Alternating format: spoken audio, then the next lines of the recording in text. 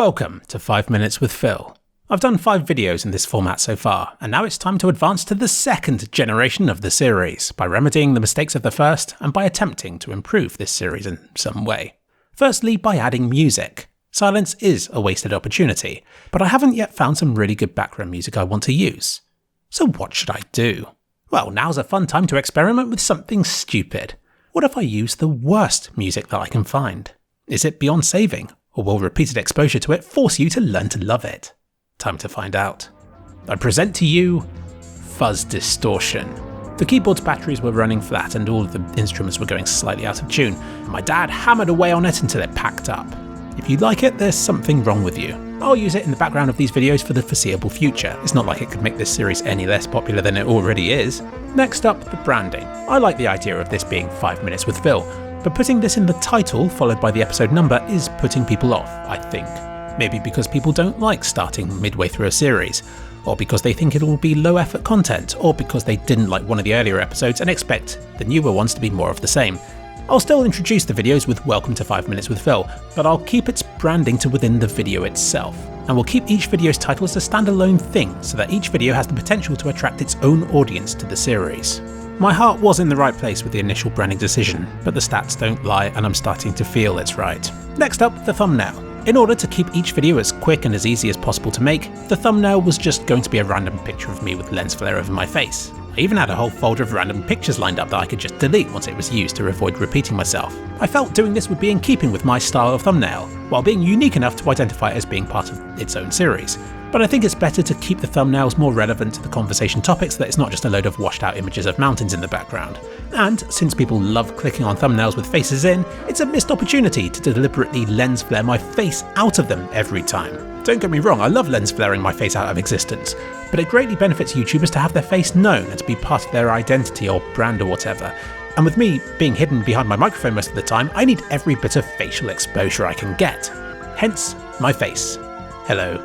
Video length, I'm fine with 5 Minutes with Phil not being 5 minutes long. I don't see any benefit to artificially extending or cutting the video to be that exact length.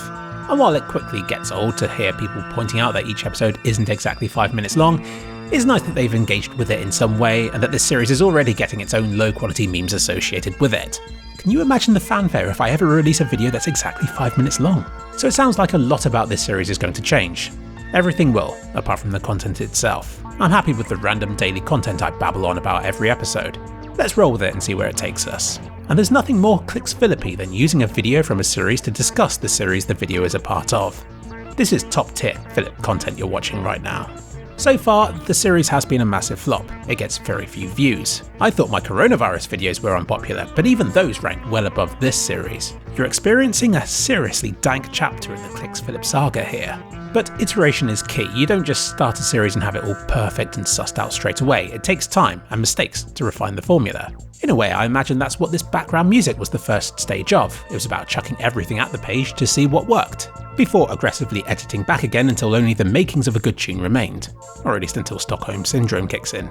I certainly don't get divine inspiration when making my own music. None whatsoever.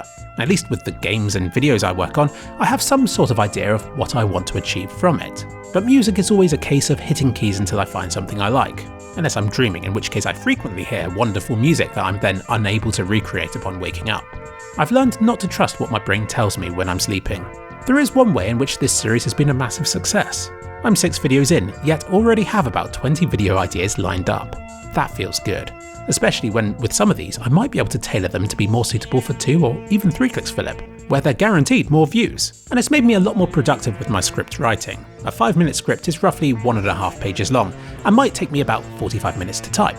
If I can get that attitude and apply it to a 2 or 3 kliksphilip video, then it would significantly cut down the length of time it takes to develop a video for those channels.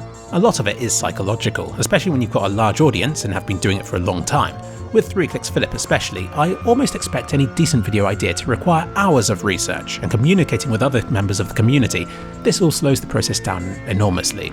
But this series has shown me that the most important thing is to actually get Word loaded up and to begin typing that first paragraph. More often than not, I'll end up typing 3 pages of stuff, even if the initial idea was nothing more than a sentence long. And why stop at videos? It's like, if you're struggling to go to the gym, you should plan to get to the doors of the gym, and if at that point you decide you'd rather go straight home again, you can. You never do, obviously. So get out, people. Stop putting stuff off. Stop aiming for perfection and missing those deadlines.